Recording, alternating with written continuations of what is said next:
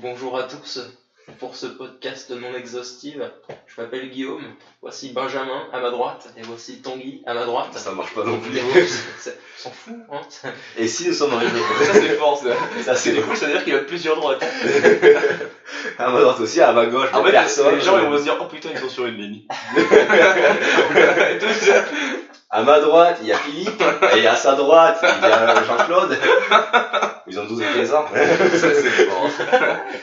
Il y a Dylan. Dylan, 53 ans. Et moi je suis à sa droite. Ouais. Ah oui c'est un cercle alors. Si vous êtes abonné à notre page Facebook, vous verrez notre magnifique setup. On n'a pas fait un tour. Mais vu qu'on a 2 abonnés Facebook, et ben voilà, Tanguy, tu verras notre Très bien. magnifique setup. Ah mais ça me fait. Je sens que t'es enthousiaste. Ah oui. Ouais. Ça me fait toute chose. Donc, bonjour à tous. Donc, si nous sommes réunis aujourd'hui avant tout, c'est pour parler de la bière. De la bière. Parce que qu'il y a 2 jours, qu'est-ce que c'était le 4 août ou le le 4 août. C'était la fête de la bière. C'était la fête internationale de la bière, mon petit. Ah oui, Eh oui, c'est dans le monde, international. D'accord. Tu ne l'as pas fêté? C'est marrant, c'est pas en même temps que l'Oktoberfest. Non, ça doit être la fête C'est- pour les mini-quoi, pour les... Oui, C'était en vendredi du coup. C'était vendredi, ouais. C'est pour ça qu'on a bu. Non, c'est faux. Non même pas. Non, on a des alcooliques qu'on boit tous les jours, voilà. Et donc, si on a choisi la bière, c'est parce que c'est bien sûr C'est la vrai. deuxième boisson la plus consommée au monde. Après le café. Après le thé. Ah merde. Bon. Moi aussi, ça marche. C'était tenté. C'était tenté, c'est le cas de le Oui. dire. Et l'eau, je sais pas en quelle position elle est, mais elle a pas Ah, mais l'air, si, mais elle a si, pas si. l'air d'y être. Je crois que la bière c'est la deuxième boisson bue en France après le café, parce que c'est le café qui est le plus bu en France. Ça doit être la première boisson alcoolisée par contre, du coup. Ah oui du coup. Devant le Après, vin. devant le vin. Ouais. Parce qu'on est à 30 litres par an par personne De vin ou de bière? de bière Un fût de bière par an, par personne. par personne. En moyenne, hein. Moi du coup l'année prochaine j'achète 3 fûts de bière, même pour ma mère. Pour moi. Ouais, mais il y en a qui montent la moyenne, il y en a qui baissent oui. la moyenne. Ah oui. Putain, il y a toujours des mecs qui baissent Ça, ça la veut moyenne, dire- ça m'énerve. Ouais parce que j'allais dire, moi je suis quand même, je pense que je suis à plus d'un fût par an. Et allez Par jour, même. Quand ça va bien. Non, mais les gens, les Allemands, 30 litres. les Allemands, une journée. les Allemands, ils sont au-dessus de 100 litres Par en moyenne. par jour. Mais c'est en moyenne, il y en a qui sont bien au-dessus. Ah bah, après, je pense qu'il y a le nord qui est plus bière, le sud qui est Petite plus... vanne sur le nord, plus peut-être. vin. Ouais. Parce qu'on regarde l'Italie, c'est plus ça, c'est aux alentours de 28 litres aussi, donc ça va Je bois jouer de bière. de vin. Ah. De bière aussi, mais du coup, parce que c'est plus un pays de D'où vin. sortez-vous toutes ces données? Eh ben, de ma tête, monsieur. Il invente tout le long. Là. Tu sais, on va parler 1 heure, il va tout inventer comme ça. Ok. 1 heure, putain, on va beaucoup parler. On va voir ça. Et la vraie question, c'est, qu'en pensez-vous de la bière qu'on en a parlé, on commence donc par l'invité, monsieur Tanguy. Qu'en pensez-vous? Moi, j'aime beaucoup la bière. Laquelle? Écoutez, si j'embrasse aujourd'hui, c'est par amour de la bière. À préciser que l'invité Tu est un chopes un maître peu. brasseur, Ah oui. J'embrasse. et je fais la brasse aussi, mais ça n'a aucun rapport. Je m'appelle pas Jean, hein. Mais Jean, lui, par contre, il brasse. Les gens, ils brassent. Parce que tu t'appelles Tanguy. Ah, voilà. Pas genre. On l'avait dit Si j'aime la bière, bière, chez vous. Si j'aime la bière, c'est parce que j'embrasse. C'est pas moi. Bon, on va les tenir les 1 heure. Là, Et du coup, Guillaume, pourquoi voilà. aimes-tu déjà cette boisson Eh ben, ça dépend lesquelles. Par exemple, celle que je viens de goûter, bah bof. Hein, voilà. Hein, mais, Tu parles d'une bière merci. qui est très houblonnée et qu'ils ont oublié de exactement. mettre Ouais, c'est quelque chose à non, l'intérieur. non, oui, voilà, ils ont oublié de mettre tout le reste, à part du houblon. Une bière surhoublonnée. Bah, je suis Surchargée. plus team vin, moi perso, mais la bière, ça va. Moi, je suis plus team whisky, tu vois, autour d'une table comme ça, où tu discutes de l'avenir. Toujours glace. De glaçons, bien sûr. Toujours glace. Un petit whisky on ice, on the rocks, comme on dit. J'aime bien le patinage artistique aussi, donc ça l'acte d'en vient ma passion. Mais après, une petite bière, pour te désaltérer, c'est vrai qu'il n'y a rien de mieux, quoi. Ah oui. Tu sors Ça, comme c'est ça, avec une petite bière. J'aime bien les bières de caractère aussi. Je suis plus bière artisanale. Ouais, du coup, genre, ta marque préférée, enfin, artisanale, c'est pas. Je sais pas, j'avais pas spécifiquement artisanale. Bon, et une bière pas artisanale, ta marque préférée. Ma marque préférée. Ta marque préférée. Waouh, là on parle perso. J'ai J'ai pas envie de- Les vraies questions. de J'avais suite. pas envie de me dévoiler comme ça. Je Ouais. croyais que le côté sexto était en troisième partie. Sexto. La France veut savoir. À la France de savoir, j'ai pas de bière préférée, je pense. Moi j'aime bien goûter les choses différentes et je pense que Toi, Tanguy. la différence. Moi, Honnêtement, c'est pas l'Interstellaire. C'est pas l'Interstellaire parce qu'elle est pas encore à son apogée. Pas celle-là en tout cas. On fait Là. encore des tests, voilà, notamment sur le houblon, donc justement cette bière là a été surhoublonnée, bon, c'est comme ça, c'est un essai, Ça arrive. c'est tenté. Ouais. Voilà, donc on fait plein d'essais, on teste des trucs, mais voilà, je suis un peu du même avis que VLS, j'aime bien goûter plusieurs bières différentes et avoir un avis critique.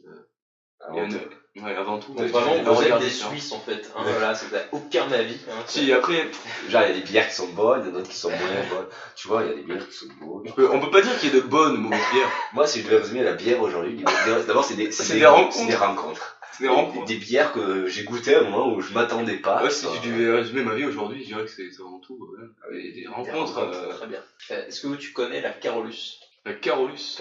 Comme bière. Non, c'est à moi qui C'est pose la la question. meilleure bière que j'ai goûtée. Ah bon, Voilà. bon, C'est je une connais bière pas. belge. Ouais. Je le savais. Brasser un abbaye. Non. C'est pas une bière trappiste. Ah non, c'est La pas Carolus, grave, quand même. nul alors.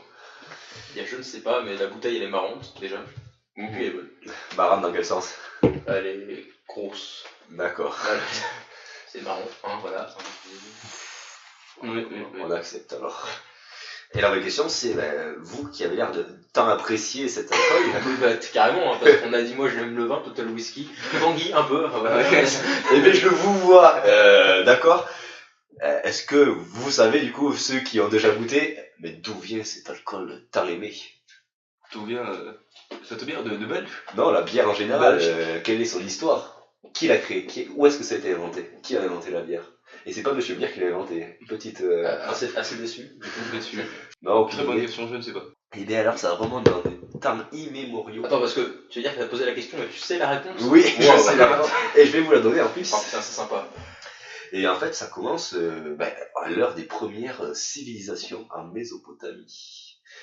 Non, ça vous dit rien? Non. Mais en fait, c'est. J'ai pas été au collège en fait, je ne sais pas. Ce que c'est la Mésopotamie, et ben c'est actuellement où il y a l'Irak. D'accord. Voilà. Ah bon? Je m'attendais pas à une conclusion, si. Alors, vu que t'es pas allé en cours, faut que je sais pas si je dois faire des leçons de géographie aussi, non? On va dire que je sais où c'est. C'est dans le Moyen-Orient, le Moyen-Orient qui est situé On se À trouve côté facile. de l'Irak. Et donc, en Mésopotamie, c'est là qu'ils ont donc créé les premières civilisations, qu'ils ont les premiers déjà à avoir utilisé, on va dire, faire des cultures de céréales. Et bien sûr, pour faire de la bière, qu'est-ce qu'il faut? Du mal. Il faut Des céréales. C'est bien ça. Ah oui, mais pas le pays. Ça marche en plus. Oh là là. Et donc, en Mésopotamie, donc ils ont commencé à faire les premières cultures en 8000 ans avant l'ère commune.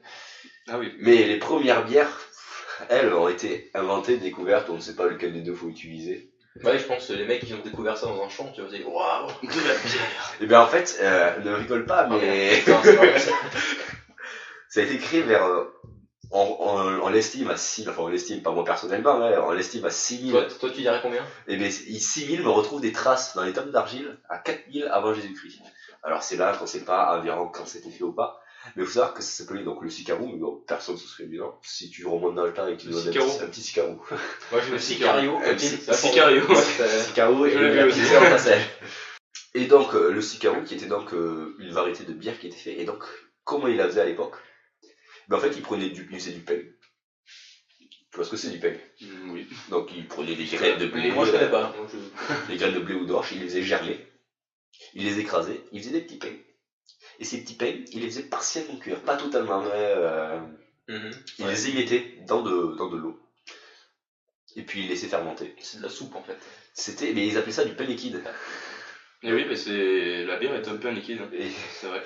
et donc c'était du pain avec de l'eau fermentée. C'est la même Et recette. ça se buvait à la paille, du coup. Ah, la Pour pas s'étouffer. Ah oui. Là, si t'avais des gros morceaux, quoi.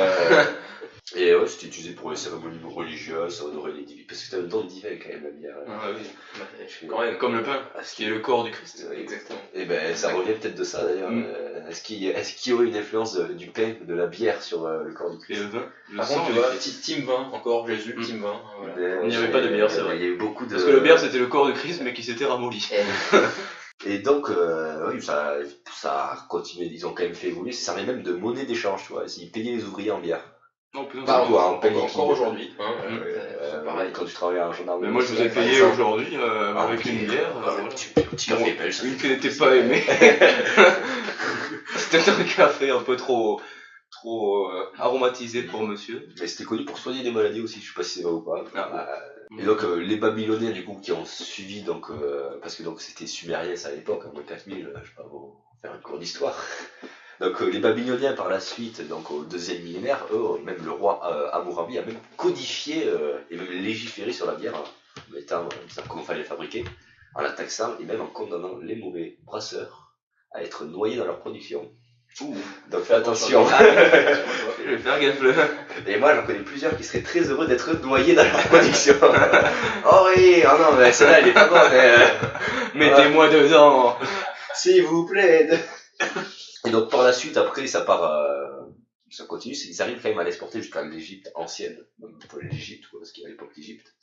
Où là c'est carrément une boisson d'origine divine, quoi. C'est les dieux qui l'auraient apporté. Les morts, enfin les morts en prenaient leur tombe. C'est pas eux qui les prenaient eux-mêmes dans leur tombe, on mettait de la bière avec eux dans leur tombe. Ah oui, c'est pour le voyage. C'est pour le, c'était pour le voyage parce que c'était c'était très nutritif, mais c'était du pain liquide, quoi, comme on l'appelait. Quoique, en Égypte, ils appelaient ça du vin d'orange. Ah bon? Oui, parce que c'était du vin à base d'orange. Du coup, pas du vin, quoi. C'est pas du vin de raisin. Voilà, ils sont un peu cons, hein, les Égyptiens, on peut dire ça comme ça. Hein, ça. Peut-être, sans doute. Et donc, là encore, c'était utilisé pour des remèdes, ils utilisaient la bière pour des remèdes. C'était très bien pour le teint et la douceur de la peau. Donc, peut-être qu'ils faisaient des bains de. Il paraît que Cléopâtre faisait des bains de bière. Des verres de bière? Ouais, Cléopâtre, la fameuse. Je sais pas si ça a marché ou pas, en tout cas, elle est morte, donc. Ça n'a peut-être pas marché. Moi, je pense Pas que vraiment. c'est clairement lié. Et du coup, oui, ça avait vraiment un côté très divin, la bière, au point que quand ils faisaient des soirées, souvent, ils buvaient des bières, mais vraiment à divin. Ça n'a pas changé. Et il faut savoir que, je sais pas s'il y avait des jeux de bière comme ça, mais c'était pas très liquide encore à l'époque. Donc les fêtes là-bas, c'était des fêtes religieuses. Et donc les fêtes religieuses et ivresse c'était très bien associé parce que si tu buvais au point de vomir, ça veut dire que la soirée était réussie. Ah ouais. Et comme aujourd'hui. Et c'était un signe d'abondance. Donc plus tu vomissais, mieux c'était. Mais vomir n'est pas un signe de rejet. Après oui, on retrouve d'autres traces de création qu'on peut dire de bière, même si là c'est pas vraiment de la bière, hein, on va pas se mentir, hein, il manque encore plein de composants pour la bière. C'est pas la bière de nos jours. On le trouve en Asie, avec le cidre. Mais c'était plus une liqueur en Iran. Ah oui. Parce que là c'était vraiment très fermenté en Asie. Et on retrouve aussi avec genre en Amérique. Avec du maïs, voilà. Bah en fait, on peut le faire à partir de toute céréale. Tu peux le faire avec du riz. Savez-vous que la Kronenbourg est faite à partir de riz? Non, mais j'allais dire pas qu'avec du malt. Ils coupent avec du riz parce que le riz est beaucoup moins cher que le malt. Putain, il coupe. C'est pour ça que c'est pas ouf. Du coup. L'accro, c'est pour ça que c'est pas cher. Le riz n'apporte aucun goût en fait. Alors que le malt, lui, apporte un goût à la bière. D'accord. Donc c'est pour autre chose que c'est pas ouf. Ouais, mais les bières chinoises, elles marchent très bien, hein, c'est les plus vendues au monde. Parce que les Chinois sont les plus nombreux aussi. Mais oui, c'est surtout pour ça. Parce que la Tsingao qu'on trouve dans tous les trucs chinois, c'est la deuxième la plus vendue au monde. Savez-vous que l'EF possède 30% du marché de la bière dans le monde? C'est pas vraiment l'EF, hein. C'est InBev, c'est AB InBev, donc une holding, on peut dire belgeo-brésilienne. Qui a racheté toutes les parts de. Il y a plein de bières, il y a l'EF, il y en a plein d'autres d'ailleurs. Ah ben, on les a toutes ici, ils ont racheté, c'était l'année dernière, ils ont racheté 7 Miller pour 104 millions, 102 milliards, 103 milliards d'euros. 103 milliards d'euros. C'est cher. C'est beaucoup. Ça fait beaucoup de bières. C'est un sacré marché. Et ils ont eu des packs, plein de packs. Mais 103 milliards d'euros de valeur de packs de bière. Pack de bière. Je peux te dire, ça en fait des litres. Et donc là, on était à l'Égypte. Qu'est-ce qu'il y a après l'Égypte? Les Romains. Il y a les Romains. Et les Romains et les Grecs d'ailleurs, ils aimaient pas tellement la bière. Parce que Team 20, encore une fois. Ils étaient plutôt team 20, tu vois. Parce que là-bas, ils avaient des vignes, quoi. Des vignes. Mais ouais. Quand il y en avait quelques en Égypte, mais c'était pas. Ouais, ils peuvent faire de la bière de raisin, comme les Égyptiens qui ont du vin d'or. Ouais, peut-être qu'ils mais c'était la boisson du pauvre. Pas très bien vu. Les Grecs, il a coupé au lait. Une bière au lait. Je sais pas ce que ça veut. Pas très bon. Mais après, ils ont quand même permis de propager les céréales. L'orge et le blé ont été propagés en Europe. Et donc, les bières qu'on a maintenant dans le nord, en Allemagne, dans le côté germanique, c'est grâce aux Grecs. C'est grâce un peu aux Romains et aux Grecs. Ah oui. Sympa. Comme quoi.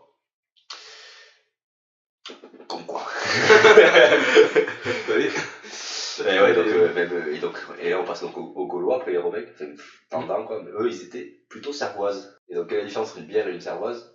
C'est qu'il n'y avait pas de houblon. Ah bon, c'est une bière qu'avec de Donc c'est pas du tout ça en fait. Ah oui, ça c'est en fait, une bière qu'avec du houblon. En fait, le houblon était utilisé très tard, quoi. Parce que le houblon coûte très cher et... Non, ils n'y avaient pas pensé. Ah oui. Alors, on trouve des traces de juifs babyloniens qui l'auraient fait au XIXe toujours siècle. On en revient toujours au même. Ça sera censuré par contre. Hein. La partie où je parle de babylonien, où il dit tout. Bah justement, non, mais c'est vrai, en plus. Ça c'est drôle. C'est le moment drôle, dès qu'on parle de juif, ça fait rire Ah, moi, c'est une blague juive. Les auditeurs. Ça me fait penser à une petite blague juive. Et donc la cervoise qui n'a pas de houblon. Et là encore, c'était aussi une boisson, parce que donc cervoise, ça vient de Cérès, en fait de la déesse des moissons qui s'appelait Cérès, donc céréales, qui est le nom céréales. C'est cervoise. Et qui donc est la déesse des moissons, chez le peuple gaulois, celte, je sais pas trop. Wow. Et ils ont fait 2 innovations, les Gaulois, très utiles, c'était le foudre. Alors le foudre, on va comprendre avec la foudre, Usain Bolt. Bah ouais, parce que... qui a perdu hier, faut le dire. Surtout quand il finit 3ème au JO. Non, le foot, c'est genre une sorte de... C'est pas le JO, de la Coupe du Monde. Wow. C'était la Coupe du Monde. La championnat du monde même. C'est une sorte de grand fût. Même c'est un grand fût. Tu parles du... Ah, le foudre. Oui. Donc ce qui permet de faire la fermentation et la maturation. Ils ont fait le tonneau aussi. Du coup. Et ils ont fait le tonneau aussi, qui était utile pour la conservation et le transport. Oui. Parce qu'avant, tu les transportais pas. Parce que par exemple, la bouteille s'était créée quoi. Et les premières ventes de bière bouteille, c'était 1850. Et avant, pour avoir leur bière, ils allaient avec leur seau dans les brasseries, ils prenaient des seaux de bière pour les ramener chez eux. Ça devait être ce pâtis. C'est hardcore, quand t'as soif, du coup, ils ont fait quand même 2 grandes inventions. Pourtant, le vin, je sais pas si ce sont grandes, mais c'est des inventions en tout cas. Mais le vin, c'était un amphore. Ouais, voilà. Ah oui, c'était un amphore. Après, au Moyen-Âge, je sais pas, ils étaient peut-être genre. Ouais, mais après, il faut savoir que c'était pas les bouteilles comme les bouteilles de vin. Ouais, c'était pas le même. La bière, c'est quand même. Enfin, du coup, la cervoise avec une grande popularité parce que c'était pour crème de maladie, parce qu'ils buvaient pas de l'eau. Et oui. Et ouais, parce ça a sauvé des villages. L'eau, elle pouvait être croupie, des trucs comme ça, de l'eau stagnante. Alors que la cervoise, c'était une eau qui. C'était sans risque parce qu'elle était. Je sais pas pourquoi. C'est une eau bouillie. Non, on la monte à plus de 90 degrés pour faire la bière. Est-ce que tu penses qu'ils faisaient ça à l'époque? Bah, normalement, il faut. Et ben ouais, mais est-ce qu'ils achetaient leur petit kit amateur sur Amazon? Bah oui, clairement. C'était Amazonus à l'époque. C'était en latin romain. Il est dans tout l'empire comme ça. Ils vendaient. Très rapide, c'était ça surtout. Par contre, les frais de port étaient très chers. Ouais, tu payais quoi, 4 à 5 cochons à chaque fois quoi. Ah oui, ça coûtait cher en fait pour voir. Et les délais aussi. Non, parlons pas. Ouais, je peux te dire que. Ouais, la livraison d'un jour, c'était pas ça.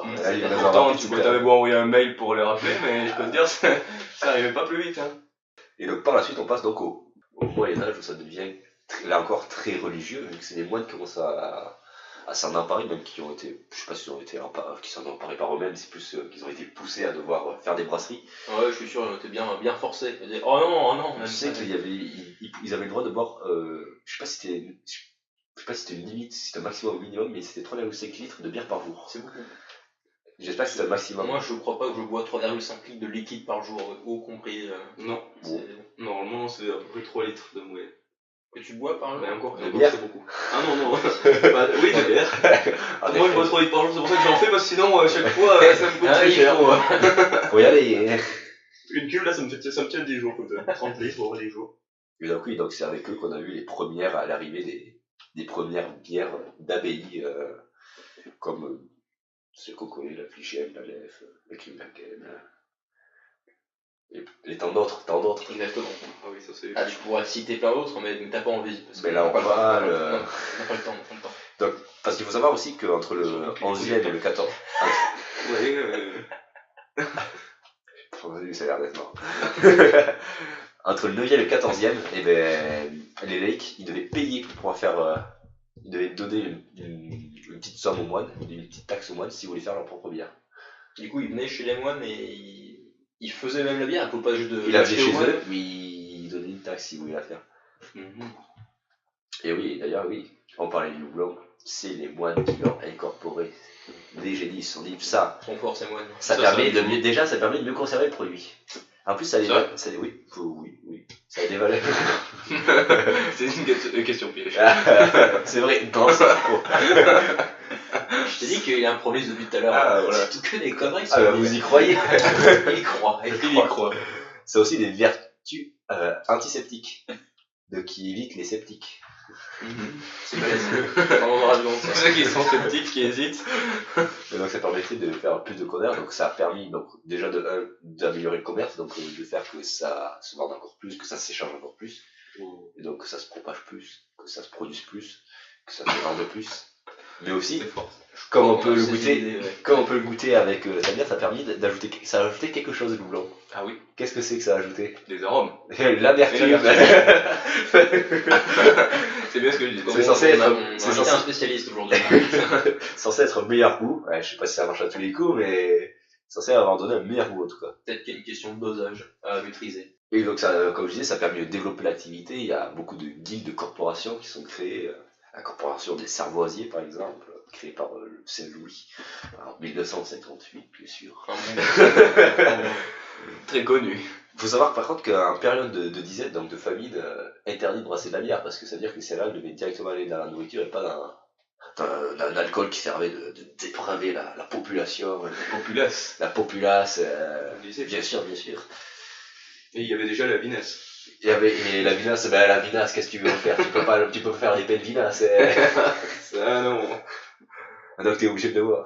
Bah si, des pains au raisin. Ah. Et on va terminer le podcast là-dessus. Merci. Oh non, j'étais au Moyen-Âge. C'est une bonne blague. Le pain au raisin, c'est bien. Oui. Elle est pas très bonne cette bière. Non. Elle est très. Il y a beaucoup d'amertume. Je sais pas ce que j'ai fait, mais elle est très amère avec moi. Je sais pas ce que je lui ai fait, mais. J'ai mis beaucoup trop de houblon.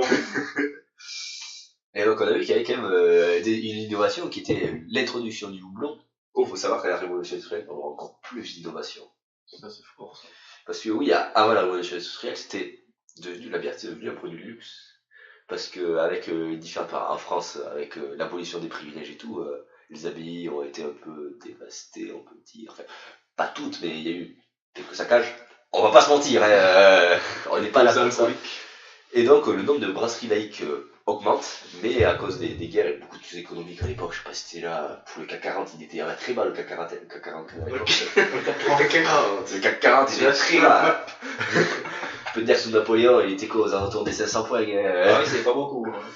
Et donc oui, il y a beaucoup d'installations qui disparaissent, et à cause des famines, les céréales elles sont d'abord utilisées pour faire des petits pegs, plutôt que faire de la bière. Ça l'histoire pour la bière. Et du coup, la bière devient un produit un peu de luxe. Et c'est là que le petit Pasteur, il arrive. Le Pasteur, qu'est-ce qu'il crée? La pasteurisation. Pasteurisation, c'est parler de bien conserver. Oui. Oui, je vous jure. Vous avez l'air d'être dubitatif, mais... Mais ça a permis aussi il a permis de faire des petites recherches sur les micro-organismes qu'on appelle levures. Qui permet donc d'améliorer le processus, de maîtriser le processus de fermentation et d'améliorer les conditions sanitaires. Et donc à partir de là, c'est un peu une nouvelle révolution de la bière. C'est la révolution de la bière d'ailleurs, comme les amateurs et les amoureux de bière aiment tant à le rappeler. Donc tout le monde autour de cette table, les amoureux de bière. Non, il y en a un seul qui dit bière. Ah oui. Merde, il a niqué la blague. Surtout que la levure que l'on ajoute maintenant accélère énormément le processus. Parce qu'avant la bière était faite donc il fallait, avant de pouvoir consommer une bière après l'avoir produite, il fallait attendre plusieurs mois parce que les levures étaient issues de la production naturelle de la céréale. Et donc maintenant on apporte un ajout de levure qui permet d'accélérer cette phase de fermentation et d'avoir une bière qui est consommable seulement après un mois après la production de la bière. Tu disais que les levures venaient des céréales. Mais est-ce que tu savais que les Vikings ils faisaient leur bière avec des bâtons? Chaque famille avait un bâton qui servait donc de brasser la bière. Un bâton de berger.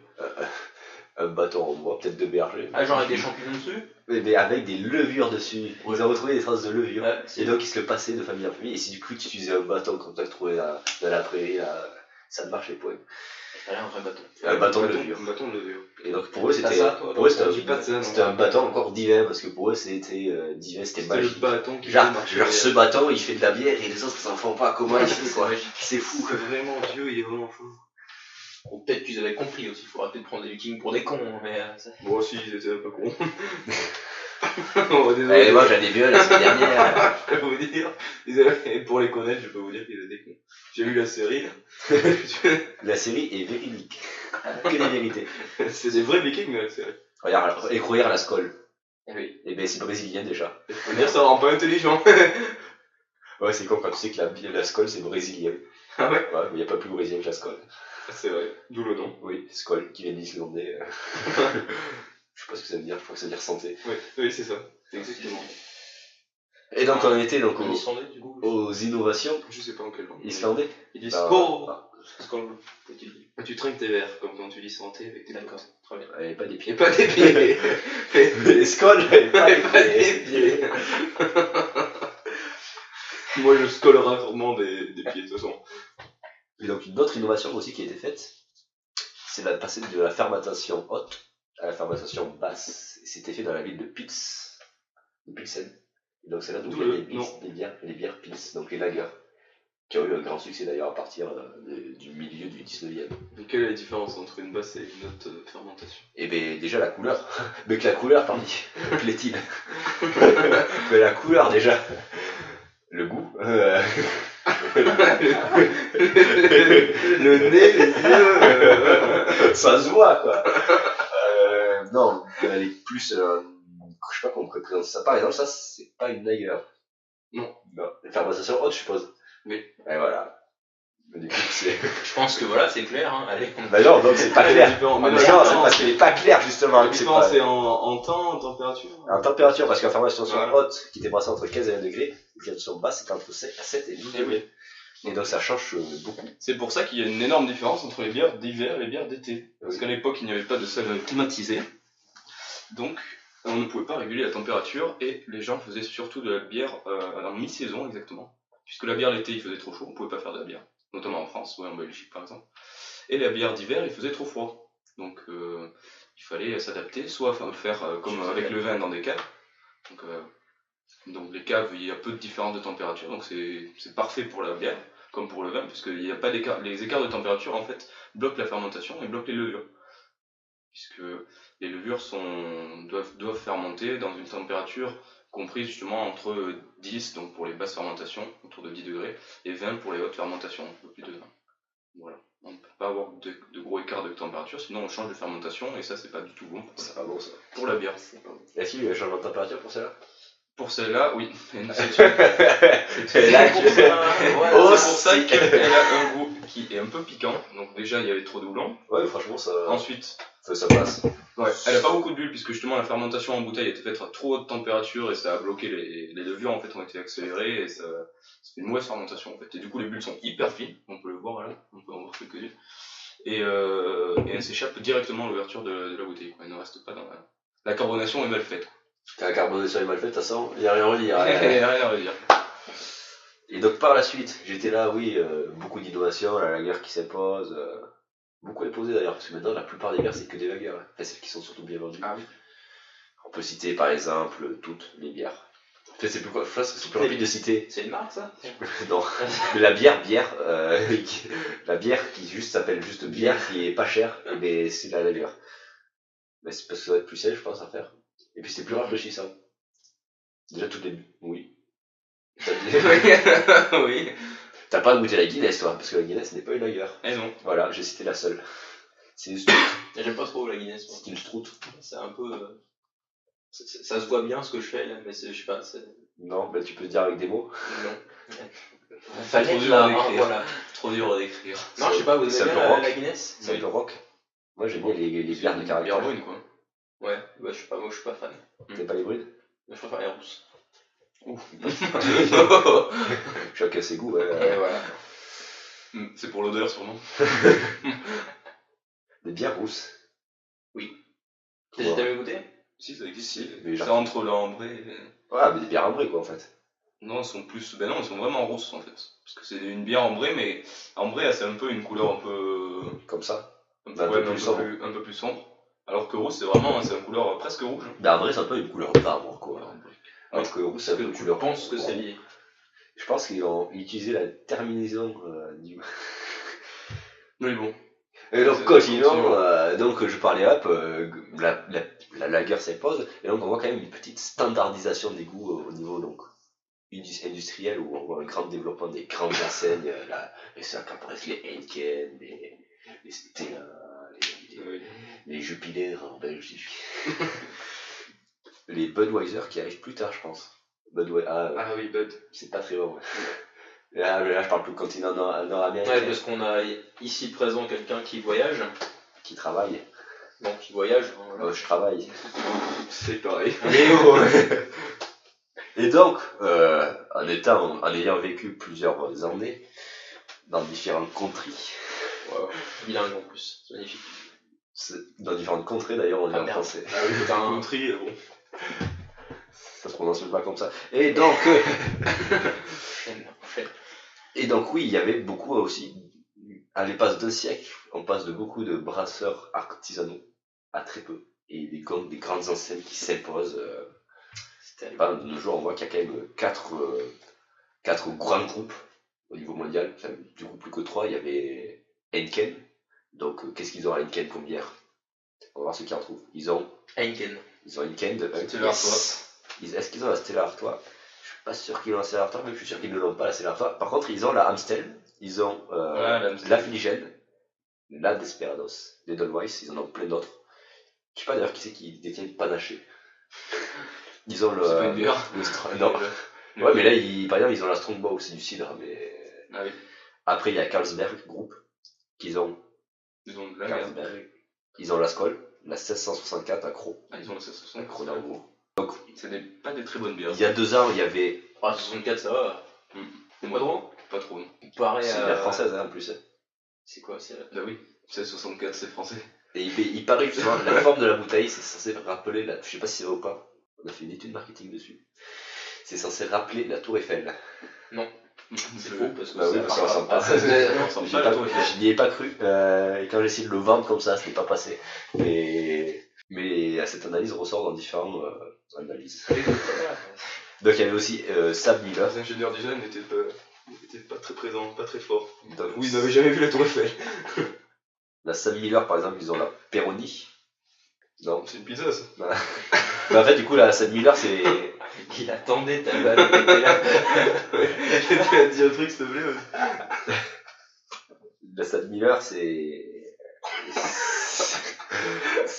britannique, c'est une marque britannique, et du coup, il n'y a pas de bière très connue en France. Je pense que la Foster, c'est pas connu. Ouais, Foster, c'est pas connu en France, mais j'en ai déjà vu. Ils ont la Blue Moon. Non, ça dit quelque chose. Et donc après, il y a AB InBev, qui est belgeo-brésilien. Et ils ont par exemple la Lef, la Stella Artois, la Gartman, la Corona Extra, la fameuse Budweiser, la Bud Light aussi, je suppose. Et ils ont la Jupiler. La bonne Jupiler. Oui. La bière, je crois que c'est la bière, je sais pas si c'est la bière numéro 1 en Belgique, mais c'est possible. Mais d'ailleurs, il n'est plus produit en Belgique, il est produit en Thaïlande. Putain.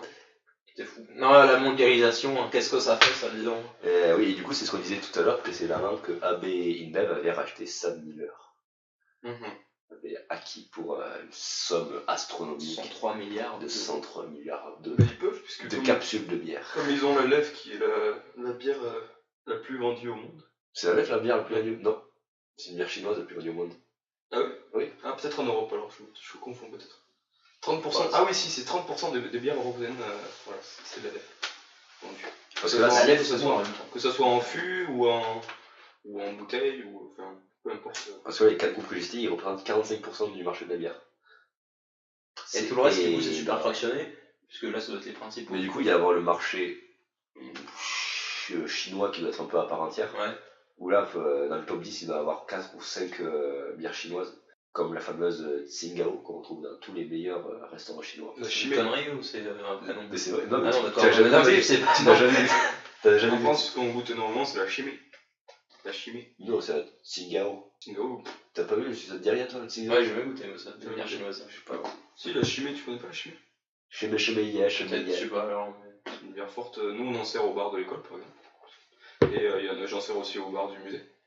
Le samedi. C'est une bière chinoise. Et oui. D'accord. T'as écrit ça comment?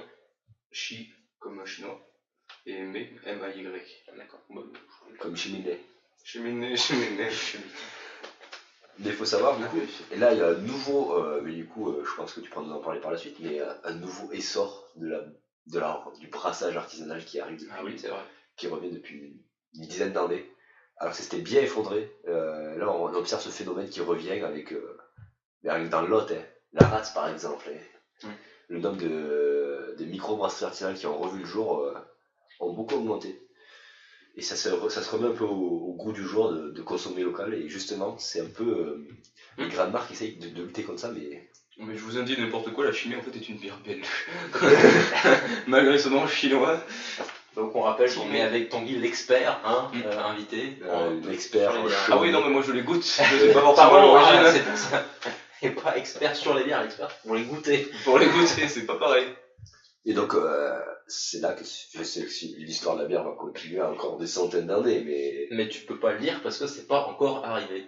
Mais je peux pas te dire. Yes. Alors, je peux te dire que dans 2 ans, j'ai les plans dans la bière, et je peux te dire que. T'as investi un peu dans les. Pas encore. Mais c'est à venir. Peut-être, quand j'aurai de l'argent. Et bah, ça aide. Pour prendre des actions, c'est Interstelbière, apparemment, c'est un marché qui va croître énormément. Toute cette émission est un gigantesque placement de produits pour Interstelbière. D'ailleurs, avec un nom comme ça peut être que très bon pour le futur. Vers l'infini et la bière Bologna. Quand on changera de galaxie, on vendra de l'Interstelbière partout. Je peux vous le dire, c'était précurseur.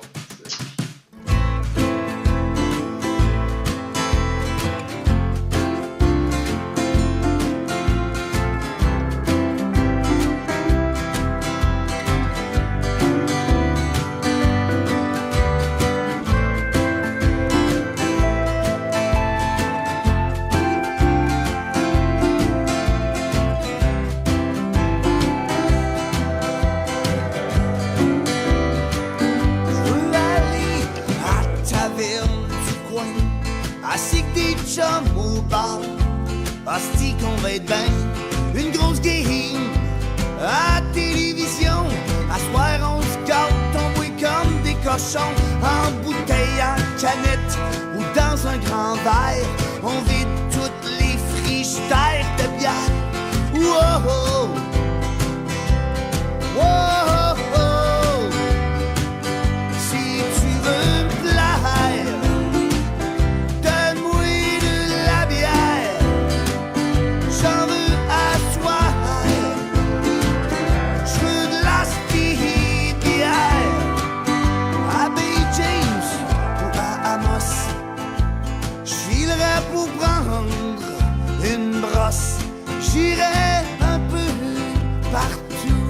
C'est tellement le fun de prendre un coup pendant le tailgate avant une game de football avec un gros hot dog au stade de baseball en regardant un combat de Georges Saint-Pierre ou pour célébrer une victoire dans notre ligue de bière après avoir tondu la pelouse.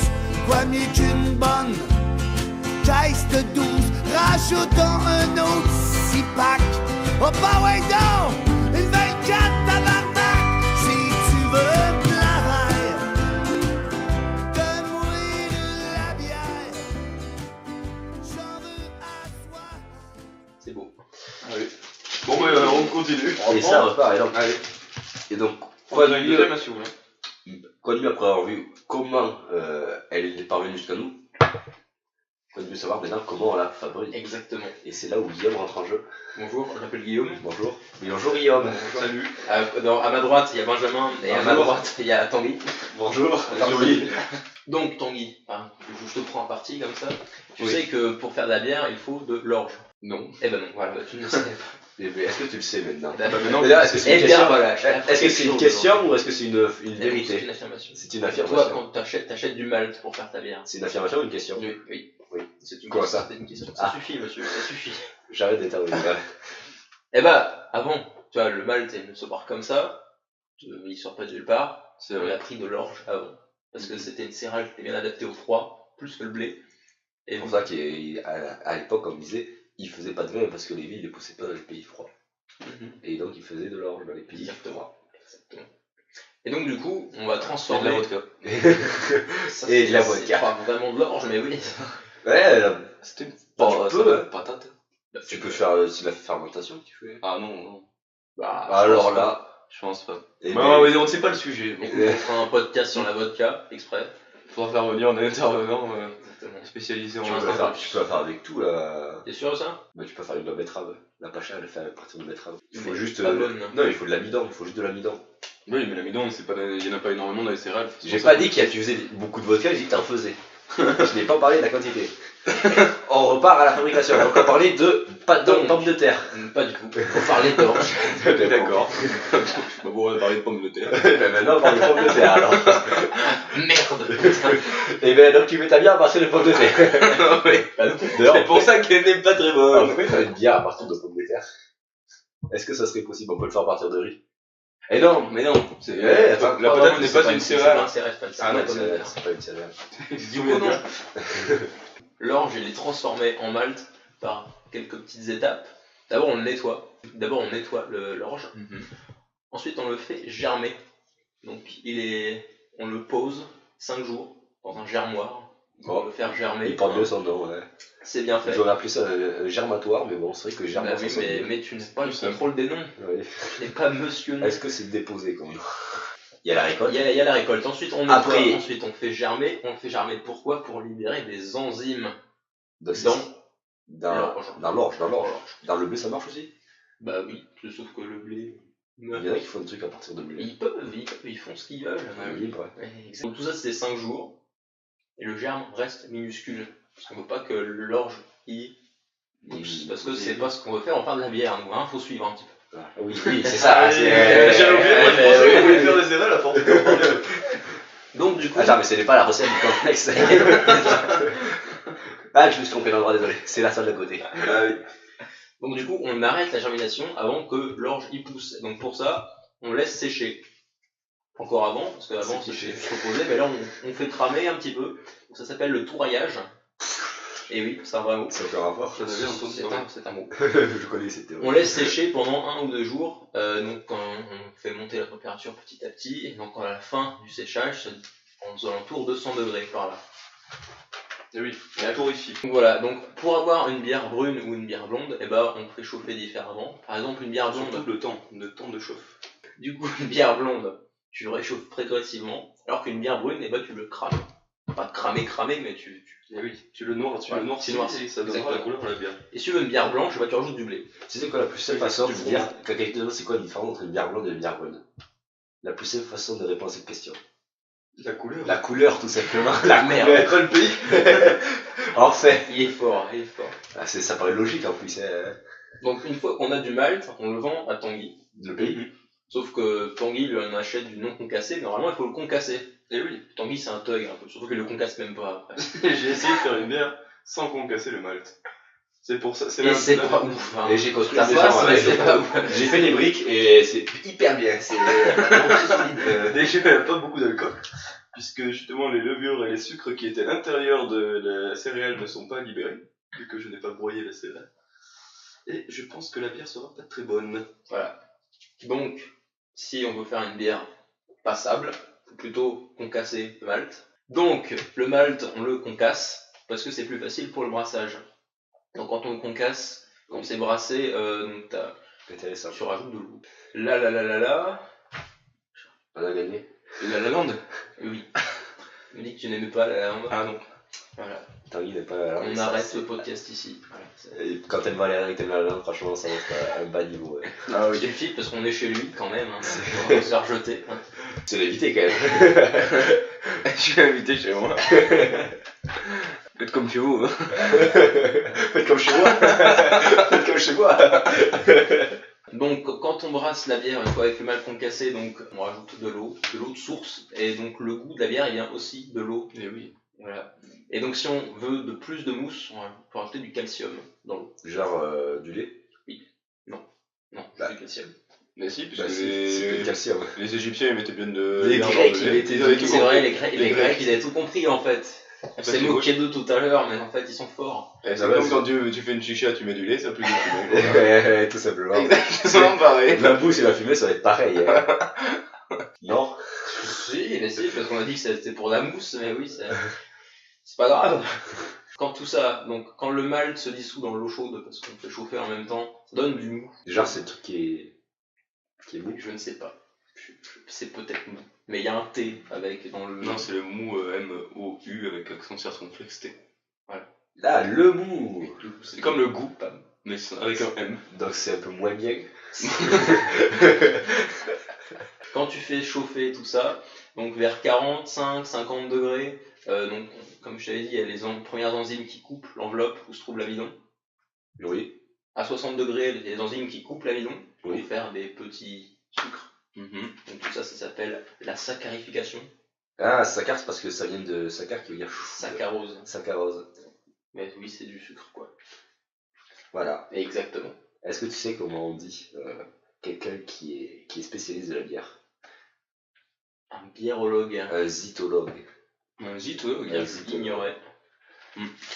Voilà. Ok, merci. Hein Merci de l'information. Voilà. Mais ça vient du grec zytos. Qui veut dire? Qui veut dire bière, je suppose. Bah sinon, c'est con. Hein, sinon, En grec, le CV venu du grec zytom. Parce que quand je vous disais que ça veut dire vin d'orge. Et donc le vin d'orge, on sait très bien que c'est Le zytos. c'est le zytoum. Le zytoum, ouais, j'étais Ah fort. ouais, je suis pas sûr. Hein. Ou en égyptien, le eget. Bien le get. Reprise, bien sûr, par la Black Eyed Peas. Le get. Parce que c'est la bière, ça passe le Petite blague là-dessus après dans le quiz. Oh, C'est presque pareil. yes. C'est marrant. Bof. C'est sur les Black Eyed Peas? On rigolera. Non. Ah merde. C'est sur la bière. Non, c'est juste des syllabes qui se répètent. Donc c'est vraiment pas trop de rapport, mais c'est. Donc les enzymes coupent l'amidon en peu petits sucres, donc ça s'appelle le glucose et le maltose aussi. Donc ça vient du mal. Ça vient du mal. Probablement, à mon avis, c'est lié. Hein, les mecs, ils sont pas allés chercher bien loin. Est-ce que c'est le même truc pour toutes les bières ou c'est pour un type de bière spécifique que tu vas raconter? Non, là c'est pour tout le monde. Tout le monde. D'accord. Il n'y a pas de jaloux. D'accord. C'est pour tout le monde pareil. Ok. Et donc au-dessus de 70 degrés, parce qu'on était à 60 degrés, au-dessus de 70 degrés, Ça bouffe pas encore. exactement. Et bah tout ce qui reste de l'amidon, c'est regroupé en petits paquets, qui s'appellent des dextrines. Super. Voilà, C'est très visuel. exactement. Je me l'imagine très bien un Tu dextrine. le vois très bien.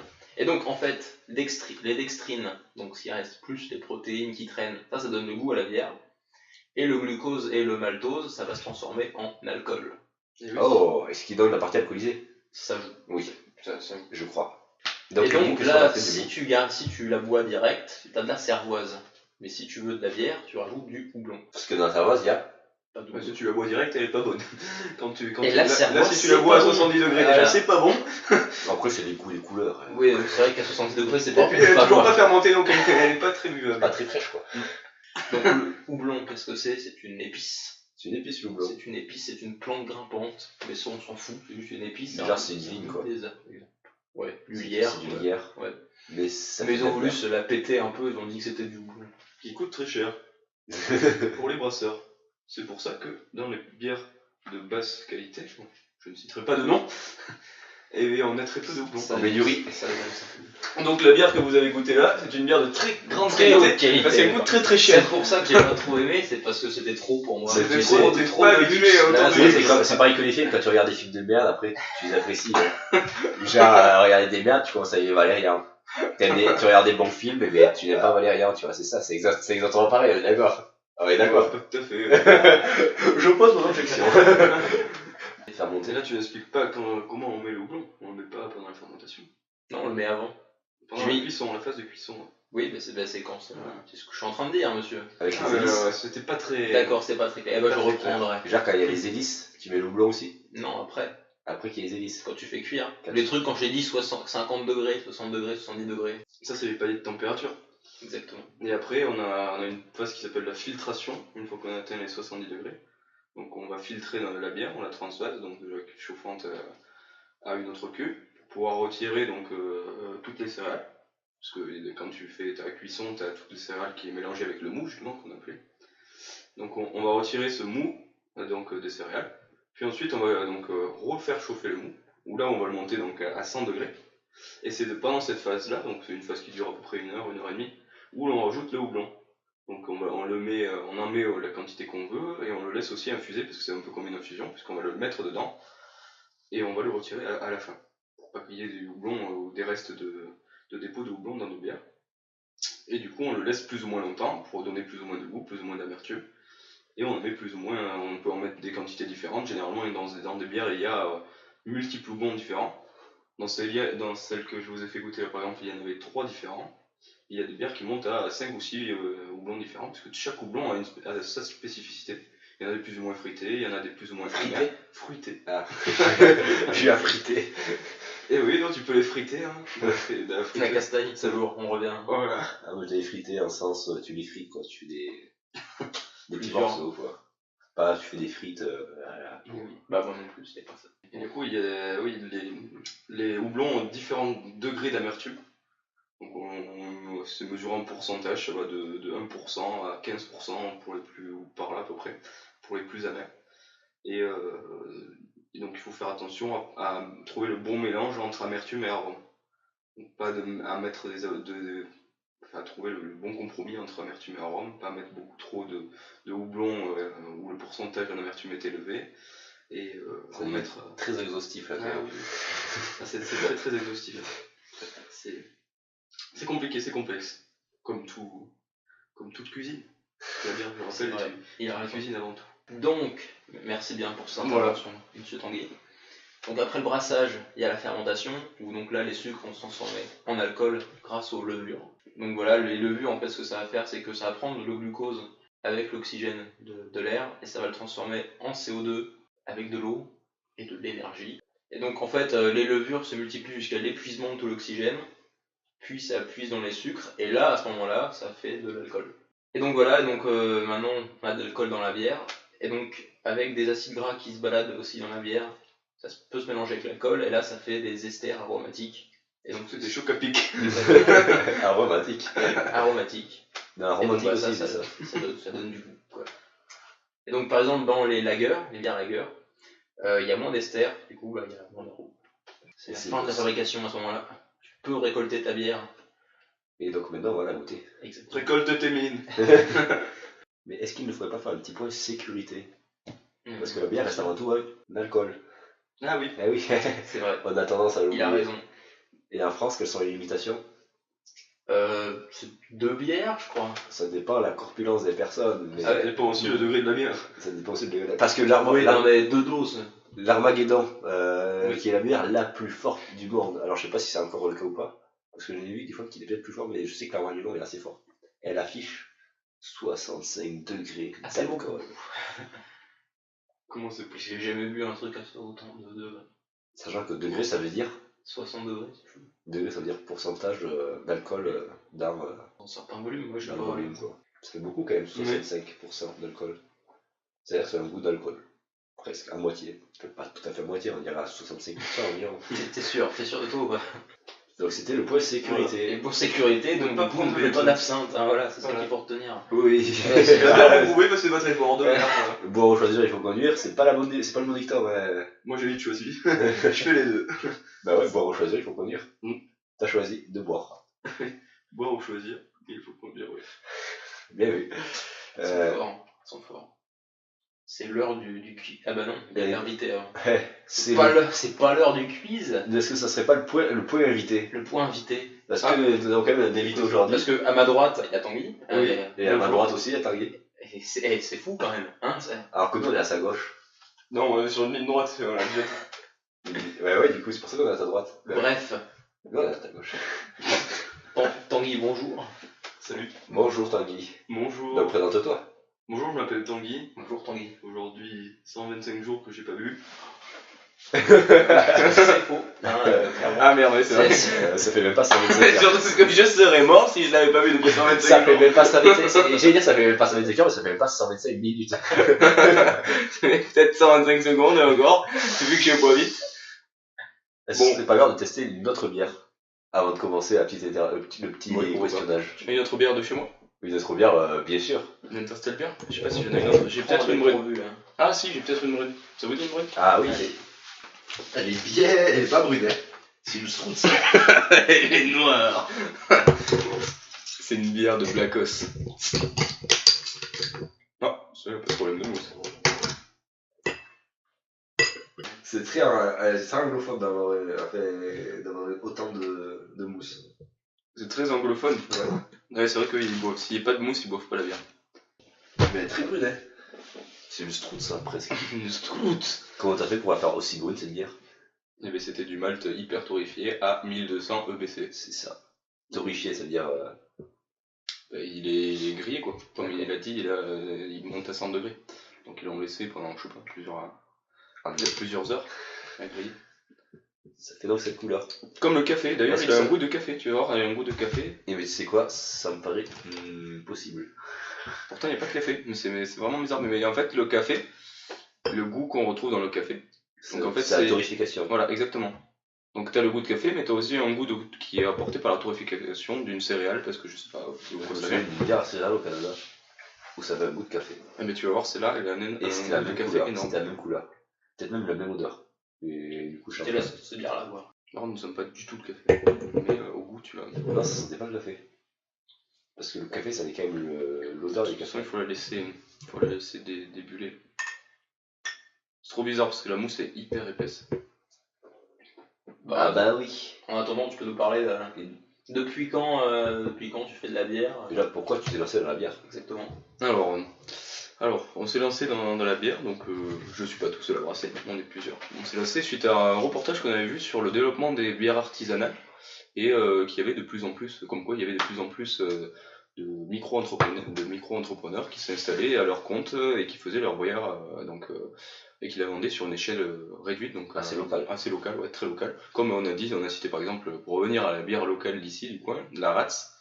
Donc la Ratz, c'est quand même une bière qui s'est étendue, mais il y a beaucoup d'entrepreneurs, voilà. Du coup, on a été où? On a été. Je te parlais de la Ratz. Je te parlais de la Ratz. C'est l'implantation locale. Oui, donc pourquoi nous sommes lancés dans la bière? Nous sommes lancés donc suite à un reportage qu'on a vu, qui nous a beaucoup plu, et on s'est renseigné un peu sur internet et on a trouvé des kits pas très chers pour commencer. Donc avec une cuve de fermentation et tout le matériel nécessaire pour faire ta propre bière chez toi. Quel est le matériel nécessaire pour faire une bière chez soi? Alors, dans ce kit, il y avait justement une cuve de fermentation, donc qui est le principal. À quoi sert une cuve de fermentation? Bah, à quoi ça sert? Ça sert à mettre ta bière et la laisser fermenter ensuite derrière. Elle porte bien son nom, en fait. Voilà, ça porte très bien son nom. Ils sont forts sur les noms. Ouais, donc on a commencé avec des kits, donc où on achetait des mélanges tout faits, donc tout préparés. On avait juste à faire chauffer ces mélanges, on les faisait chauffer à 90 degrés, on les faisait bouillir même, et on les rajoutait dans l'eau directement, qui était elle aussi portée à haute température. Enfin, haute température, 25 degrés en fait, pour être précis. Et on mettait donc le mélange qu'ils nous donnaient, qui était vendu comme dans des boîtes de conserve, on le mettait directement dans l'eau, donc de la cuve, qu'on a laissé fermenter donc une semaine à peu près. Puis après on transférait ce mélange, donc pour laisser encore fermenter pendant 2 à 3 semaines dans la même cuve. Donc on récupérait donc la bière, hop, on vidait la cuve, on la nettoyait, et on remettait la bière dans cette cuve pour la relaisser fermenter encore, avant de pouvoir l'embouteiller, et de la laisser donc fermenter encore à nouveau 2 semaines. Donc 2 semaines en bouteille pour la carbonation, donc c'est ce qui donne les bulles à l'ouverture de ta bière, donc c'est la fermentation en bouteille, qui est obligatoire, si tu veux avoir une bière avec des bulles. Il y a des bières sans bulles. Il y a des bières sans bulles. Moi j'ai goûté c'est un cidre, mais c'est pas. T'as toujours un peu. C'est pas sans bulles. C'est pas sans bulles, t'as quelques bulles, mais c'est vraiment très réduit, quoi. C'est pour ça que d'ailleurs on ajoute du sucre avant l'embouteillage. Il faut savoir. Ça rajoute des bulles. Ça rajoute des bulles et ça rajoute aussi de l'alcool. Donc si on mettait pas de sucre, ça refermente à l'intérieur. Ça refermente à l'intérieur, c'est pour donner les bulles justement. Si on mettait pas de sucre, il y aurait pas de bulles. Ça donne un petit coup sucré aussi. Non, parce que ce sucre est entièrement consommé normalement. Et s'il est pas entièrement consommé? Bah oui, tu peux. Si tu mets trop de sucre. Il est fort. Non, déjà, non, c'est pas possible ça, parce que si tu mets trop de sucre. Ça déborde. Non, oui, déjà ça déborde. Là, ta bière est super sucrée. Et en plus, elle a pas de bulle. Et sinon, si tu mets trop de sucre, tu peux avoir le problème que beaucoup de brasseurs ont, je pense, à leur début, comme nous on a eu. C'est qu'on mettait trop de sucre et soit à l'ouverture, les bières moussaient donc énormément. Soit elles explosent carrément, donc une fois capsulées, la capsule ne tient pas et paf, elles explosent. Donc dans le garage, c'est bonjour les dégâts. Et ben bravo, super. Bravo. Surtout que des fois c'est même pas la capsule qui saute, c'est le goulot qui se fend en deux. T'as l'impression d'avoir sabré les bières. Et même pas alors. Alors que non. Voilà, donc la puissance du sucre, faut s'en méfier. Ah, c'est fort le sucre. La puissance du... Les dents ont souvent peur aussi. Oui, j'ai envie de dire ça. Mon père est dentiste, il est là pour Oui, ça. C'était pour ça que je disais ça, un petit clin d'œil à ton père. Il est sûr comptable. Ah non, pas du tout, il était diplomate. Bon, étonné d'ailleurs. On va goûter donc cette petite bière très foncée. Du coup, voilà, j'ai expliqué comment on s'est lancé dedans. Mais étrangement, pour une bière brune comme ça, je trouve qu'elle a un caractère qui est pas assez poussé encore. Genre, quand tu bois une bière aussi foncée que ça, tu t'attends à ce qu'il ait plus de caractère. Je sais pas ce que je veux dire. Non, j'aime bien. Un goût plus marqué, tu vois. Marketing. Marketing. Oui. Oui. Ça sent pas tellement la torréfication, mais quand même. Ça sent pas le café. Mais je trouve que le goût est pas assez marqué. Moi aussi, tu sens le café quand même. Moi, je sens pas non plus. Mais si, allez, on est chez Tanguy. Si, tu sens le café. Putain. On le sent le café, en fait. Tout le monde le dit, même les goûteurs de... Même Axel qui n'aime pas le café, il a fait j'aime pas la bière, elle a trop... Ah non, c'est pas Axel, c'est qui? Je sais plus. Mais il l'a dit. J'aime pas le café, j'aime pas cette bière. Il a dit j'ai un goût de café. Et en plus, avant que je le dise, qui a dit le café. Mais écoute, bon, alors avec vous traite de menteur, voilà. Ouais, vous êtes des menteurs. Vous venez chez moi, vous mentez, vous dites qu'une de mes bières n'est pas bonne. Voilà. Mais elle n'est pas bonne. On a dit qu'elle manquait de caractère. Comme Valérian. Ah, est-ce que ça en fait un mauvais film? Non. Ouais, est-ce que ça en fait un mauvais film? Est-ce que ma bière était mauvaise? Non. Voilà, elle manquait un peu de caractère. Elle a peut-être un peu trop d'amertume, mais voilà, elle est pas... J'aurais comparé à Valérian, j'aurais dit qu'elle avait pas que le scénario était assez bancal, que les acteurs étaient assez moyens. Mais bon, ça marche pas pour une bière déjà. Et le scénario, ils vont pas les dialogues sont nuls, mais bon, en plus. J'ai bien aimé les 30 premières minutes, mais. Ouais, les 30 premières, la première heure, ouais. Toujours à ça. Non, mais c'est vrai qu'il était long le film, hein. C'était peut-être la première heure. Oui, il dure 2h18, il dure. Oh, j'ai pas. J'ai dû m'endormir un moment, j'ai dû louper ça. C'est pour ça que j'ai trouvé long en fait. Parce qu'il était long. Ah oui, là je te cache pas qu'il En fait, parce qu'il y avait des scènes qui étaient inutiles. Ah oui. Genre, tu vois, après qu'il sort du Moon Market. Tout jusqu'à la fin. Voilà. ça sert à rien, ils auraient dû s'arrêter là. Voilà, ça en fait une mission. C'était très bien. C'était réussi. Moi, j'aurais jugé sur ça, franchement, j'aurais laissé une bonne note. Peut-être un peu sur ma fin, tu vois, même bien. Il aurait pu faire plus. Il aurait pu être un peu plus long, quoi. Un film de 30 minutes, bon, il était bien, mais. C'est court, quoi. Du coup, c'est pour ça qu'il a essayé de meubler, tu vois. Une fois qu'il a vu ce film, il a fait merde, c'est vrai que ça ne tienne pas 2 heures là. Bon, faut rajouter un truc. On va rajouter une petite scène romantique là. Ou, C'est ça, ta bière, la différence à Valérian, c'est qu'il y a beaucoup trop de trucs. Ta bière, je trouve qu'il manque de caractère. Donc c'est l'inverse de Valérian. Ta bière a du potentiel. Oh yes. Voilà, et donc on va couper les 5 minutes, on va juste mettre ta bière du potentiel. Et on finit là-dessus. Bon, du coup, on peut passer à une autre question. Si vous avez d'autres questions, moi je suis tout oui. Donc, tu as dit comment tu avais fait le processus pour. Donc, mes débuts dans la bière.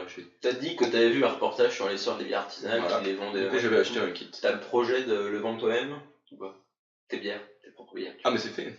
Ah, tu les vends déjà? On la vend déjà. Après, ça reste entre nous, c'est illégal. T'inquiète pas, t'inquiète pas, y a pas de micro dans la pièce. On n'est pas écouté, c'est pas le problème. Parce que pour vendre de la bière, il faut payer des frais de douane. De douane? Oui, de douane. Pourquoi vous avez porté les... Même si tu la vends dans le pays. Même si tu la vends dans le pays, oui. Les frais de douane qui s'élèvent, ils sont en rapport avec le degré d'alcool que tu vends. Donc en plus, il faut avoir un degré précis. C'est-à-dire si tu vends une bière à 6 degrés, il faut payer des frais pour une bière à 6 degrés. Enfin, pour une boisson à 6 degrés. Tu n'auras pas le droit si tu peux avoir des contrôles et si tu peux être amendable si jamais tu vends une bière qui est à 6 degrés 2 alors que tu payes une bière à 6 degrés. Ah oui, genre il y a... Oui, c'est assez précis. Et ensuite, si tu veux vendre ta bière, il y a aussi des contrôles d'hygiène. Donc il faut faire certifier ton eau que tu utilises, que l'eau que tu utilises pour faire ta bière soit de bonne qualité, etc. Enfin voilà, qu'elle soit certifiée quoi. Normalement c'est le cas. Au niveau de l'eau, mais il faut de l'eau. Pareil pour les céréales, du coup il faut des certifications. Il faut tout classifier et tout répertorier en fait. Il faut faire des fiches de base comme on dit. Donc en indiquant quel a été notre processus pour faire la bière. Bon, on le fait déjà de l'origine parce que comme on en vend. On les vend qu'à l'école pour l'instant, mais quand on les vend, si jamais un jour on a un problème, on pourra dire que niveau hygiène, on avait quand même fait nos fiches de brasse et qu'on était en règle. Donc en gros, c'est des fiches de brasse où tu dois expliquer donc, ton processus. Donc le processus est un peu le même pour tout le monde.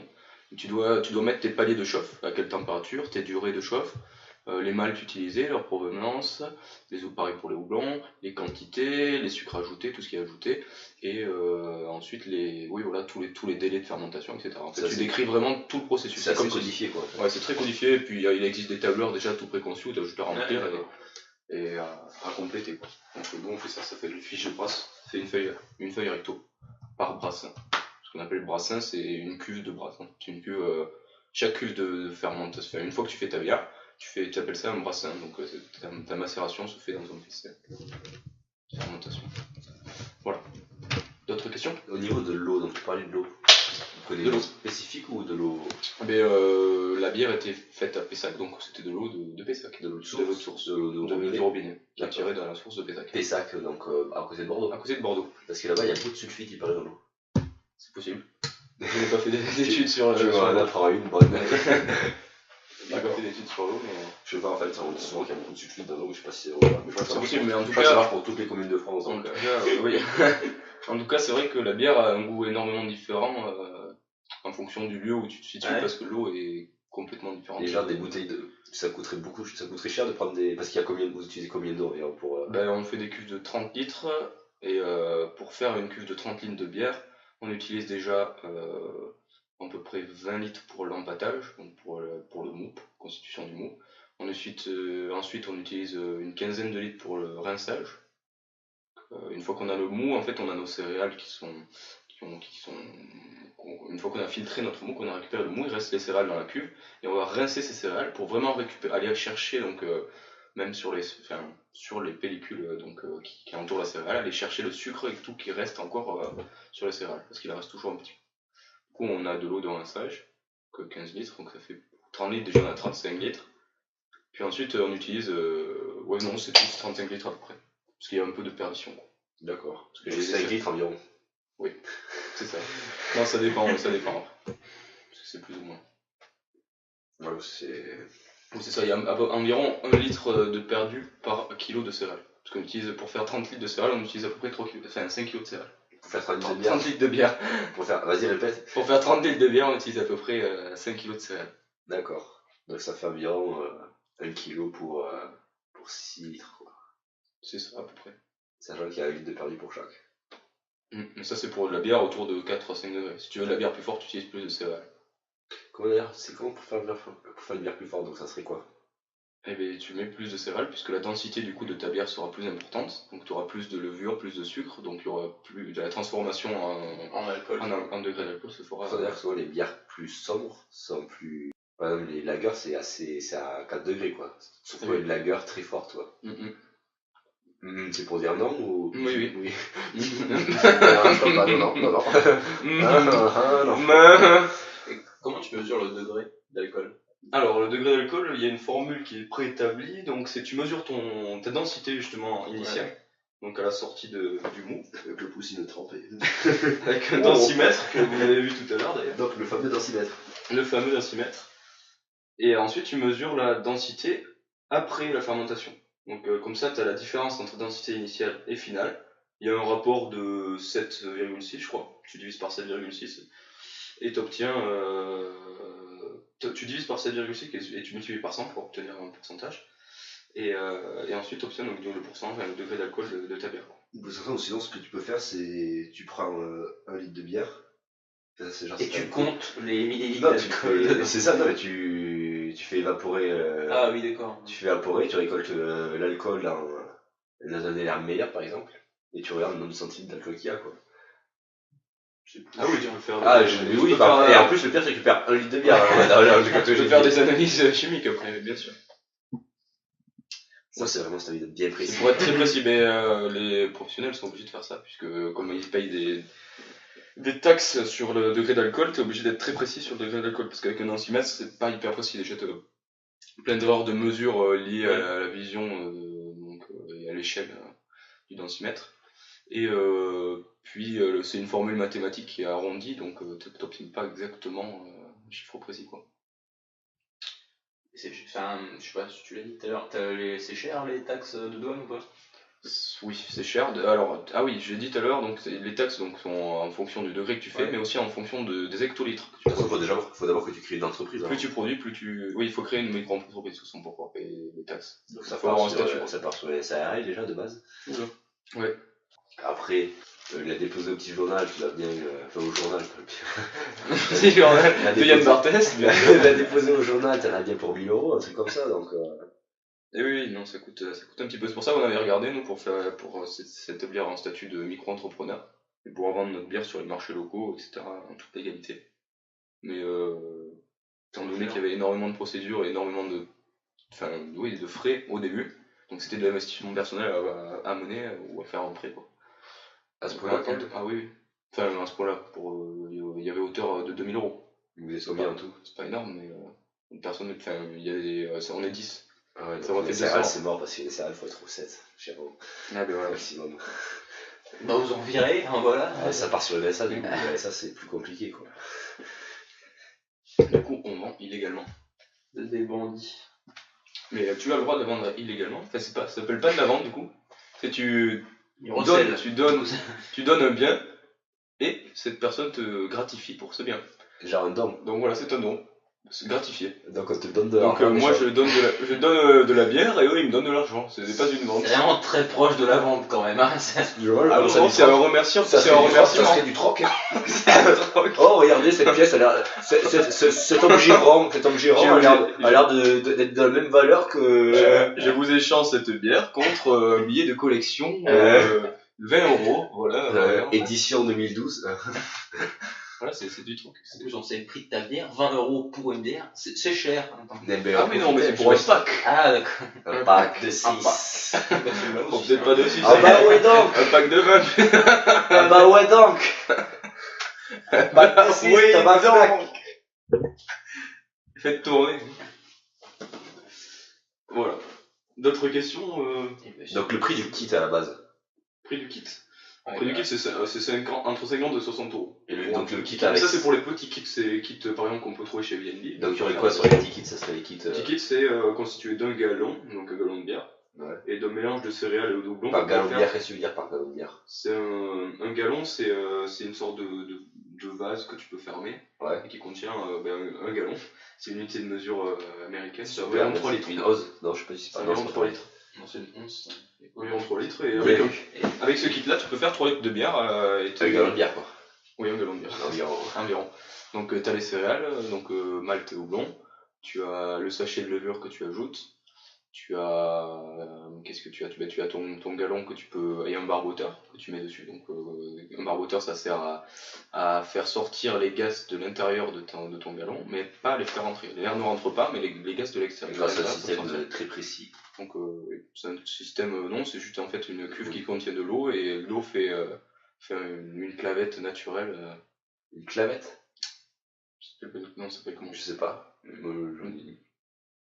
Une clavette, si tu veux. Moi, j'appelle ça une clavette. Je connaissais pas ce mot, je connaissais mon cuvette, mais. Moi aussi, clavette. La clavette. Mais la clavette, je trouve que c'est très sonant, tu vois. C'est très joli, ça fait penser à trottinette. Ah. Personnellement. Moi, la cuvette, du coup. Mais... Bon, je pense qu'on n'est pas très toilette. Et voilà, et du coup, ensuite, il y a aussi. Qu'est-ce qu'il y a de plus? Il n'y a pas grand chose de plus, puisqu'après, donc, tu es censé faire chauffer tes céréales à la casserole. Donc, c'est très déconseillé. Nous, on a acheté. À la casserole? Oui, tu fais ça donc au gaz ou sur l'électricité. Pourquoi ce serait déconseillé? Parce que, en fait, tu n'as. Si, il te donne un thermomètre. C'est dangereux. Non, c'est déconseillé parce que déjà. Ça fait une mauvaise qualité. Bah, ça fait pas une mauvaise qualité, mais c'est que compliqué. Pour avoir un contrôle de la température sur du gaz par exemple ou sur de l'électrique, c'est pas facile. Donc. C'est sûr. Donc, même s'il te donne un thermomètre avec, super. T'es pas hyper précis quoi. Alors que nous, du coup, on a commencé comme ça. Bah ouais, donc. Et ensuite, on a investi, donc on a acheté une cuve de cuisson, donc où tu peux réguler la température comme tu veux. Donc il y a un petit bouton que tu tournes qui va de 0 à 100 degrés. Et tu régules ta température, tu peux faire les paliers de cuisson comme ça, tu as un minuteur. Et ça, donc c'est beaucoup plus automatisé et beaucoup plus rentable, étant donné qu'on peut faire beaucoup plus de litres. C'est une grosse cuve. Voilà, c'était l'amélioration de notre kit. Donc on a commencé avec un kit et ensuite on a acheté plein d'équipements externes pour améliorer. Et ça t'a coûté combien? Au total, on est là à 500 € matériel. Parce qu'on a un conseil à quelqu'un qui voudrait débuter, tu donnerais quoi comme conseil?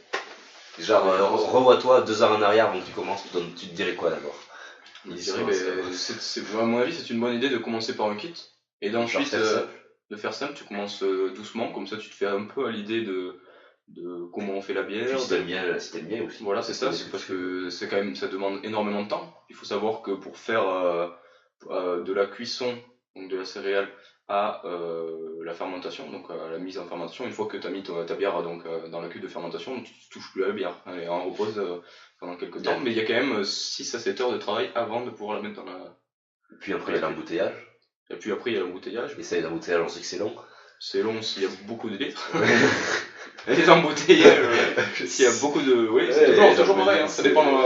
Surtout les heures de poêle. La concert, ouais. Je sais pas si le périph', mais il était bouché la dernière fois. Ah, oui. Donc ça serait le conseil de commencer donc, par des petits kits comme ça. Par des petits kits comme ça. Ou sinon, si vous êtes bien informé ou que vous avez des connaissances en microbrasserie ou des amis à vous qui savent bien brasser, vous pouvez commencer directement en achetant des cuves de 30 litres. Donc ça coûte pas très cher, ça coûte une vingtaine d'euros.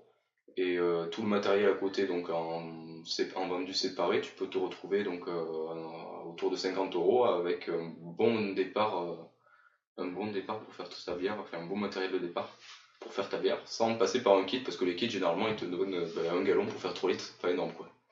3 litres c'est vite dépensé, vaut mieux acheter une cuve de 30 litres à 20 euros et du matériel à côté et en avoir pour 50 euros et ensuite pouvoir faire sa bière tranquillement.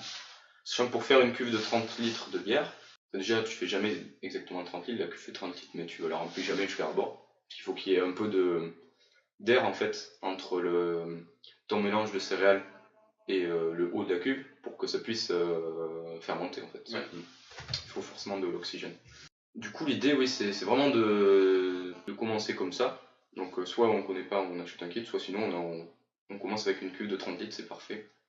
Et on fait ces 30 litres de bière, donc ça coûte environ, pour faire 30 litres de bière, ça coûte environ en céréales, je dirais, c'est 5 kg de céréales. 5 kg de céréales, ça coûte une dizaine d'euros de malt. Et ensuite, en houblon, il y en a pour 5 euros, donc ça fait 15 euros les 30 litres. Enfin, ça revient à 50 centimes pour le par litre. C'est pas un gros investissement. Ça, c'est un petit loisir comme ça. C'est ça. Ça se fait avec la licence de foot, quoi. Ouais, c'est ça. Bah après, généralement, comme tu essayes de faire quelque chose qui a pas mal de goût, tu vas essayer de varier les malts, donc t'en prends des plus ou moins raffinés, qui coûtent un peu plus cher, etc.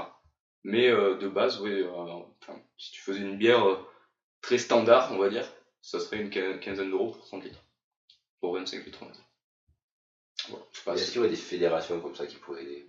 Par exemple, la confrérie du malt, je sais pas si tu as entendu parler dans la région toulousaine. Ah oui. Peux-tu nous en dire peu du coup? J'en ai entendu parler, mais je sais pas vraiment ce qu'ils font. Je sais qu'ils se partagent leur propre bière et qu'ils se font goûter, etc. Enfin, ça vise à améliorer leur propre création. Ils viennent, c'est un partage de connaissances. Donc ça serait des personnes comme ça, amateurs? C'est des amateurs qui partagent leurs connaissances, leur savoir-faire et leur création. Parce que la bière, comme c'est de la cuisine, c'est aussi de la découverte. Donc tu peux avoir plein de mélanges riches en découvertes et riches en... C'est de la gastronomie. C'est de la gastronomie, c'est ça. Tu trouveras toujours des gens qui feront des recettes meilleures que d'autres. Vu que les goûts diffèrent, il peut y avoir des bières totalement différentes. D'ailleurs, on l'a bien vu. D'ailleurs, on l'a bien vu. Team bière, team vin, team whisky, team joule. Team whisky. Eh ben merci Tanguy. Merci bien. Eh ben de rien. Pour finir, et donc, est-ce que quelqu'un avant le quiz a des choses à rajouter? Personne n'a eu des faits comme ça qui pourraient être intéressants à dire? Genre sur Ramsès II par exemple ou sur... Non, mais des anecdotes comme ça. Non, j'ai déjà dit que Par exemple, quand on disait que ça avait des vertus médicinales, la bière. Pourquoi ça a des vertus médicinales? Pour oublier. Tu bois beaucoup de bière, t'oublies tout. Hein. C'est une vertu psychologique. Je suis pas sûr que ce soit ça, non, c'était pas ça. Faut demander au Clodo qui en boivent tous les jours. On fera celle aussi. Moi je la garderai dans la version. Ouais. Mais en fait, il y a une théorie, bon, qui s'appelle la théorie du mouton. Ça a l'air d'être un truc complètement. Je sais pas si c'est fou ou pas, mais c'est une théorie en tout cas qui existe. Donc la théorie du mouton, c'est donc dans un troupeau de moutons pour se déplacer. il se déplace à la vitesse du mouton le plus lent. En fait, c'est les moutons les plus lents qui sont devant, donc c'est les plus faibles. Comme ça, c'est eux qui sont attaqués les premiers. Et donc ça fait un peu une sélection naturelle, tu vois. Donc ça veut dire que c'est les plus vieux, les plus faibles qui partent en premier, et du coup les plus forts qui restent à la fin, quoi. Et donc de la même façon, la théorie du mouton s'appliquerait au cerveau humain, où les cellules du cerveau qui seraient faibles seraient supprimées par la bière. Et du coup, il ne resterait que les cellules fortes. Ah oui, c'est une théorie, ça bien. C'est une sacrée théorie, du coup, d'ailleurs, c'est pourquoi c'est une explication logique. Une explication logique dit que c'est pour ça qu'on se sent toujours plus intelligent après 2 ou 3 bières. Ah oui, c'est vrai. D'ailleurs, ça vaut la pétanque. Oui. Je tiens à dire, donc plus tu bois de bière, plus t'es bon à la pétanque. Bonne, vraie ou fausse théorie du mouton. Je ne sais pas, mais en tout cas, la théorie du mouton. Je sais pas si elle existe, mais c'est une théorie, quoi. C'est une théorie. Je pense qu'elle est facilement réfutable aussi. Mais il y a une théorie, en tout cas. Merci pour cette information. Et donc, je pense que c'est l'heure du quiz. Du quiz. Du quiz, pardon, c'est vrai. Du quiz. Donc aujourd'hui, je vous ai préparé un petit quiz humoristique. J'aurais pas dû dire ça parce que c'est pas des vannes drôles, mais c'est pas grave. Donc je vais te dire le début d'une blague. Non, mais t'es pas drôle, t'inquiète pas, nous on est drôle. Toi, du coup, c'est bon. Quand tu prends contrepoids. Ça va aller. Du coup, je vais dire le début d'une blague et il faut aussi trouver la chute. Donc par exemple, pour te mettre en exemple, une bière ça va, 3 bières, et là il faut que tu trouves la chute. Ça va. Ah, c'est bon ça. Ouais. Si tu trouves pas ça drôle, tu peux aller voir petitebrasseriepicarde.fr, c'est là où j'ai trouvé cette petite vanne. Les sources. Juste pour cela. Mais moi je suis allé sur cafébelge.com et sur le jus du houblon. Il y en a une bonne aussi, bière qui roule. Damas pas mousse. Voilà. Putain, les bottes. Il est fort. C'est l'histoire d'une bière qui tombe dans une piscine et crie. Allô? Non. Ouais, c'était pas marrant en plus avec Allô. Plouf. Une bière qui tombe à l'eau. Une bière qui tombe à l'eau. Une bière qui tombe dans une piscine. Qui tombe dans une piscine. Et la bière hurle et elle dit. Mais déjà, ça ne hurle pas une bière. C'est vrai. C'est vrai que cette blague n'a aucun sens. Qui a fait tomber sa bière dans la piscine? Oh le con. Elle dit oh le con. C'est votre dernier mot. Non, qu'on trouve. Mais de l'huile. Attends, alors, c'est une bière. Elle tombe dans une piscine. Qu'est-ce qu'elle pourrait donc bien dire que cette bière-là? La réponse D. Eh ben dis donc. Moi j'ai trouvé. Trop de références, on arrête. On se concentre sur la bière. Donc la bière, elle pourrait dire ou blanc, mais c'est pas marrant, en plus il n'y a pas de signification. Ouh, blanc. Ouais, non, je pense pas. Bon, et on donne notre langue au... Bah, il y en a une dernière après, si vous voulez vous rattraper de blague. Ah, mais dis-nous quelle blague. Oui, du coup. Donc, c'est l'histoire d'une bière qui tombe dans une piscine, et là elle crie je ne sais pas nager. Oh, je ne sais pas nager. Oh, mais ça c'était dur à trouver, ça. C'est sans alcool. D'ailleurs, il y a un regain des bières sans alcool ces temps-ci. Un regain? Ouais, ça se marche bien. Les bières sans gluten aussi. Fait sans gluten, je sais pas comment ils font, mais. Je sais pas si est-ce que ça existe ces bières sans gluten. Ça, je suis sûr que bonne question. Tellement de trucs sans gluten. En tout cas, les bières sans alcool. Belle connerie. Je crois que les bières sans alcool, c'est les bières. Vous savez que dans les bières sans alcool, il y a toujours un peu d'alcool. Ouais. Les bières sans gluten, c'est les bières sans alcool. C'est mensonger. Bah, le panaché. Non, mais le panaché, c'est pas vendu comme une bière sans alcool. En tout cas, les bières, il y a aussi les bières aromatiques qui marchent bien. Dans les tendances de 2016, c'était le regain des bières. Genre des spéous sans alcool. C'est ce que tu veux dire? Quoi? Et aromatique, tu veux dire que ça. Genre à la fraise. Ah. Après, c'est pas spécifiquement à la fraise, mais genre, c'est un exemple. Genre, dis-moi les fruits. La pomme. Non, la pomme, c'est faux. Mais la banane, oui, par contre. Merde. Ok. Bon, allez, dernière blague. Non, pas la meilleure. La dernière blague. Ah. Elle est pas bonne. Un homme qui a un cheveu sur la langue rentre dans un bar. Donc là, la serveuse lui fait qu'est-ce que je peux faire pour vous? Et donc le mec répond une 16. Une 16-64? Non, une 16. Une Cronenbourg, donc là la serveuse un peu conne, parce que Cronenbourg pourquoi? Et donc là le mec répond non, qu'est-ce qu'il dit après? Une 16. Oui, mais il y a autre chose. Ah merde. Et oui, et puis là ça continue. Bon, moi je chose, non? Une 13 pour m'asseoir. Exactement. Ah, ben oui, il est très fort. Il est très pour m'asseoir en fait. Christophe Sommet est mon meilleur ami donc. Eh ben merci d'avoir joué à ce magnifique quiz. Merci, c'est Benjamin qui gagne, hein, il est très fort là-dessus. Et je reste invaincu encore pour le moment. Il est fort.